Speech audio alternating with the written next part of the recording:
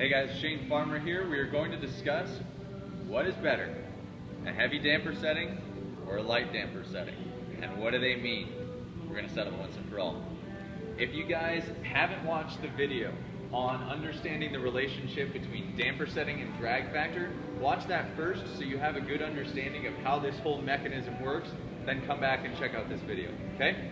But let's understand and let's talk about what it means when we adjust our damper setting and how that affects us as athletes, okay?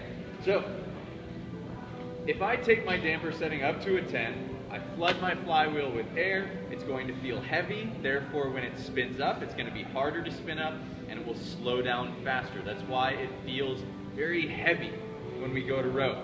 When I take it down to a 1, I pinch off the air supply, meaning that the flywheel can spin freely, and it will continue to spin, not slowing down very easily.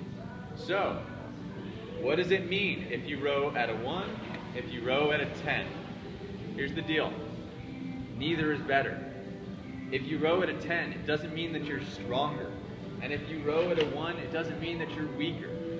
All it really does is helps you understand what kind of an athlete you are, okay? Think of it this way.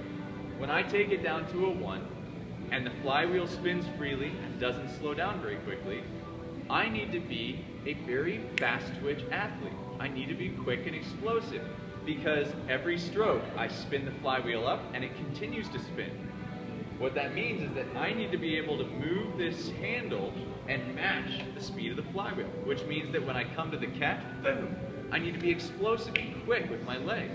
Therefore, if I am a highly explosive or a good fast twitch athlete, I'm going to feel much more comfortable at a 1, 2, or a 3 because I'm not going to have to grind through every stroke. Instead, I just get to match speed and be explosive and quick. Okay? Now, does that mean that you're a weak athlete? Absolutely not. What you'll find is that your heart rate might run a little bit higher, but that when you come to the end of a piece, you won't be as fatigued, even though you may be able to see the same splits on the monitor. Now, when I take the damper setting up to a 10, we know that the flywheel takes more time to spin up because there's lots of air, it feels heavy, and when it does spin up, it's going to slow down quickly. Well, that's pretty much the inverse. If I'm more of a slow twitch athlete, maybe I have an endurance background, then I'm going to feel a little bit more comfortable at an 8, 9, or a 10. Because as I get up to the catch, I don't have to be as quick because the flywheel is moving slowly, meaning I don't have to be as quick and explosive to catch up to the speed of the flywheel. Does that make sense? So when I set that damper setting high, you will find that most athletes who are slow twitch bias are going to be more comfortable in the 7, 8, 9, 10 damper setting range, or if we're talking drag factor, a much higher drag factor, 150 and above.